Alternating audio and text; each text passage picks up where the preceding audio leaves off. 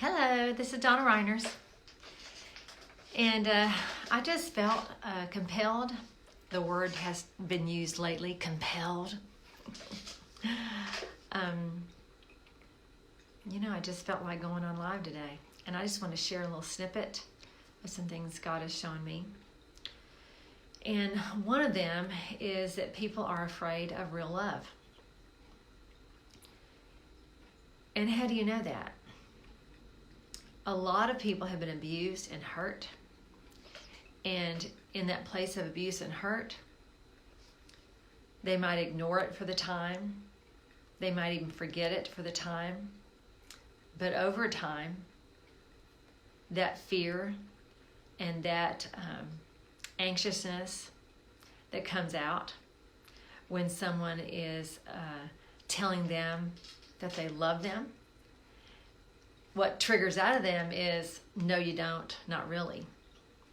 Because usually when you love somebody, usually there's an agenda attached to it. What do I gain from me loving you, right? What do I get if I love you? It's like going to the store, buying something. If I buy this, I get to drink it and I get the benefit from it. Well, many times that is how love is approached. And people can be afraid of love. Now, if you know someone who is always triggering you, always pushing buttons on your life, or someone that perhaps is demanding, perhaps acts scared, perhaps is having difficulty taking action, it could be that they were not loved appropriately at one point in time in their life, and now all that's inside of them. I was thinking very specifically, and I don't know that I've ever shared this. I probably have in some coaching sessions, but I was thinking this morning very intentionally about my mom. Now, my mom died when I was 18. And I thought about how, listen, this is real and raw with Donna, man. I thought about how when she passed under circumstances that were very painful for her. And how she spent a lot of time alone in that season because I was a kid. And the years prior to that, as a kid, I didn't realize what was going on. They shielded me from a lot of things. And so I wasn't home. And so as she approached a time in her life when she was going to be passing, well, I wasn't around. And the reason I wasn't around is because I was afraid to love her. I was afraid that she would leave me. And she did. She died. So it sucked. But I thought not being with her, somehow internally, that is how I protected myself. I protected myself from loving her, and I protected myself from her loving me because I didn't know how the story was going to end. Years later, I've seen the result in my life of that. I've seen how I was when it came to someone saying they love me and how I responded to them and how I acted with them. Because I thought, really, really, really, do you? Do you really love me? Because all I knew on the inside was a mechanism of shutting down or running away from someone loving me, or shutting down and running away from me loving someone else. And so I was thinking about that. I was thinking about people who are trapped in self-harm and don't call it self-harm, don't realize it's self-harm. Self-harm can be anything from wanting to slit yourself, wanting to hang yourself, wanting to jump off a cliff, or you just don't like you so much that you don't eat right on a continual basis. You don't sleep intentionally. You maybe drink all the time, or you have some sort of mechanism on the inside of you that keeps you in a position to harm yourself mentally, emotionally, physically, spiritually, financially, intellectually, educationally. There are many avenues, many doors that can be open to you harming yourself. That too is a place where in the position where you're harming you, I believe on the inside, every person is saying, though I'm not liking me, though I'm not loving me, would you love me? Would you like me? Would you help me? Would you stop me from harming myself? Would you stop me from killing myself? Would you stop me from all these things? And even though they may not want to stop, they may want to continue to get that drink that harms them, their kidneys. They may want to continue to drink that Starbucks thing that's so tasty day in and day out, day in and day out, even though physically it's wrecking their body. Even though they may do that, on the inside, I believe there's a place where every person wants to live. And sometimes we need someone to tell us that we can. Sometimes we need someone to actually prove to us that they love us and don't just speak it with words. So my mom, whom I didn't stay with and didn't spend time with, I don't have a lot of regrets in my life, but I do regret not being there that summer before she passed. I regret not having that time with her, right? And then when I was able to have time with her, it was very fleeting. But in that place, I wonder what I would have turned into, what would happen within me if I had really chosen to love her. If I had chosen to meet her in her hurt and meet her in her pain. Maybe that's why I meet people in their pain today. Maybe that's part of the reason that I'm in it for the long haul today.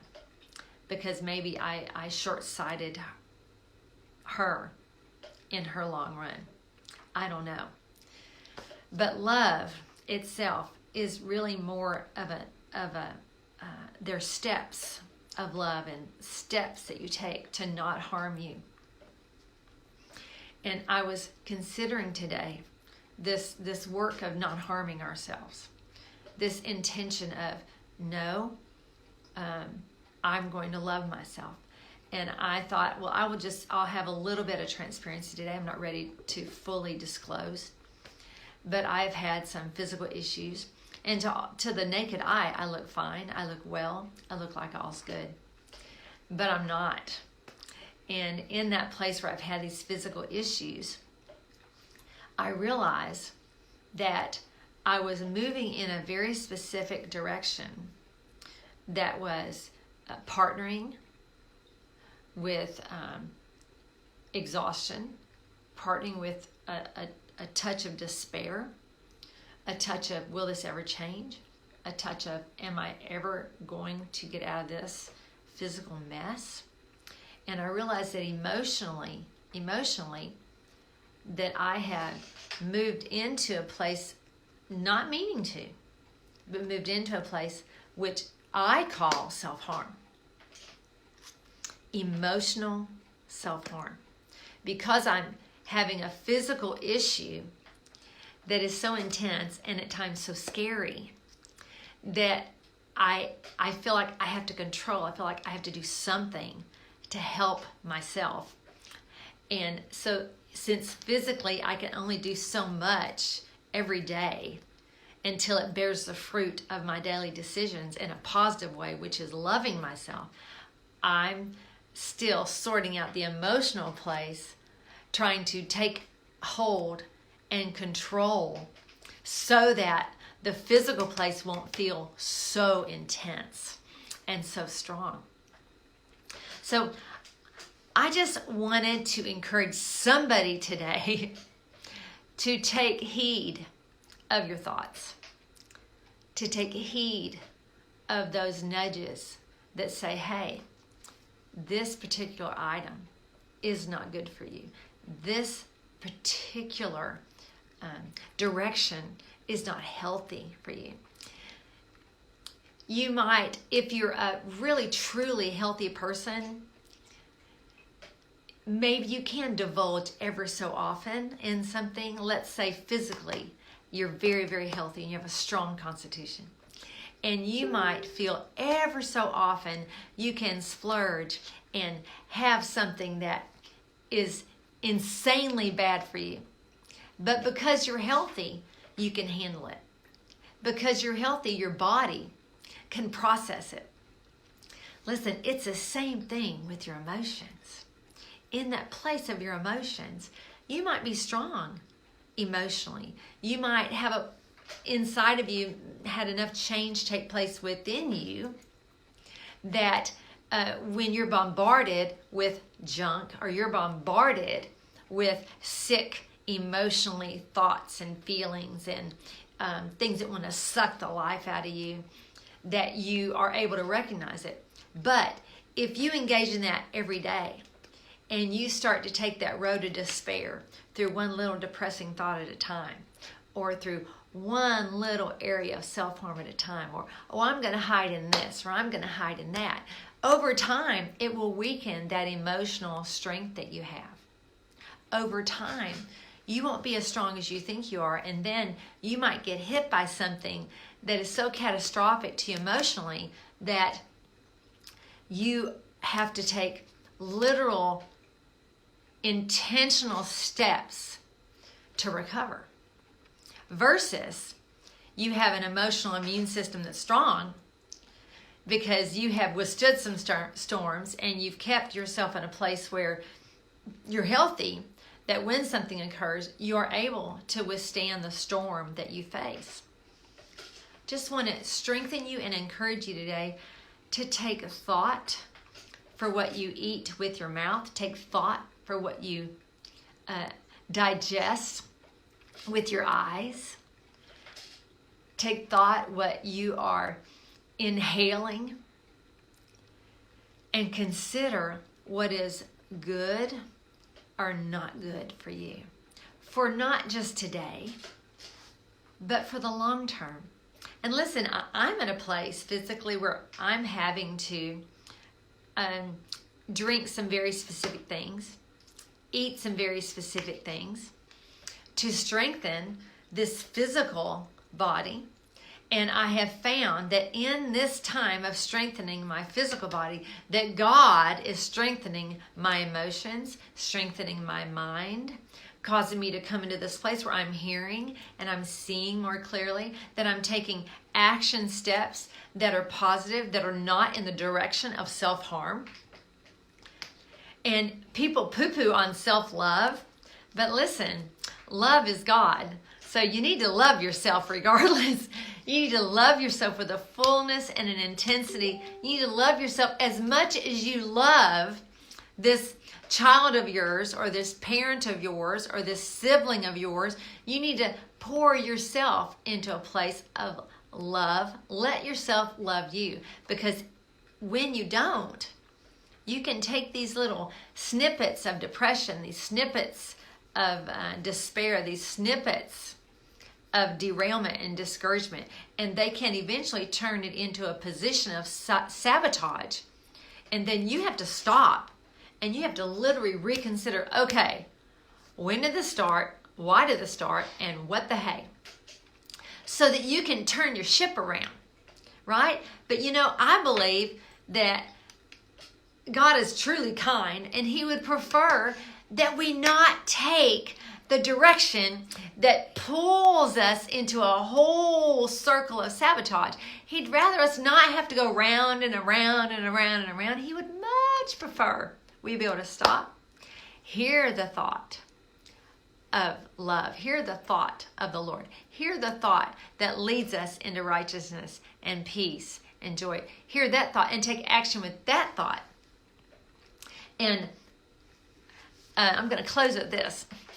This might be kind of funny, but I had this little stone, and I purchased it with intention.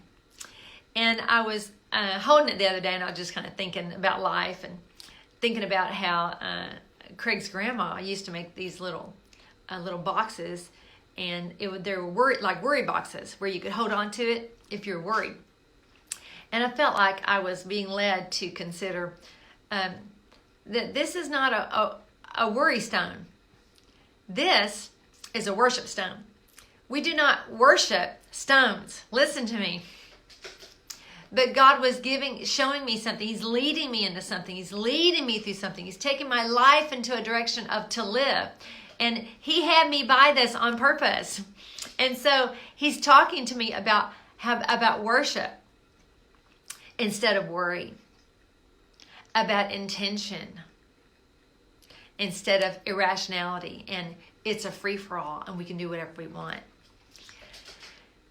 In the place of grace, I remember Bob Phillips saying years ago, his definition of grace was God's righteousness and corresponding enablement. And I still think that's a healthy direction, because grace leads us into saying yes and no. Grace is not a free-for-all, yay, it's all good, do whatever you want, anytime you want, however you want, because nobody cares word. No, grace leads you into loving yourself, leads you into loving others, leads you into making decisions that are righteous for you for the long term and not just for the next week. Righteousness that leads you away from stepping off that bridge. Righteousness that leads you away from cutting yourself. Righteousness that leads you away. Grace that leads you away from self-harm. This place of grace, when we activate this place of grace, we are enabled and we are empowered to love ourselves, to make decisions that are from a healthy place and not from a place of worry, but from a place of worshiping. Because we're going to worship something. We're always going to worship something. What you spend your time on is what we worship. Whether you feel like you're sick, or you feel like you're worried, or you're worried you're going to run out of something, or whatever you spend and meditate your time on processing and analyzing and thinking through, that basically is your time of worship, when you could have a time of intentional worship with the one who lives inside of you, the one who loves you, the one who wants you to love you with the same love that comes from him. It just takes a bit of intention and then follow up and follow through until you see the fruit that gets born from partnering with the one who lives inside you, that leads you into this righteous place of living and of life. I bless you this morning. This is Donna Reiners. Until soon. Bye-bye.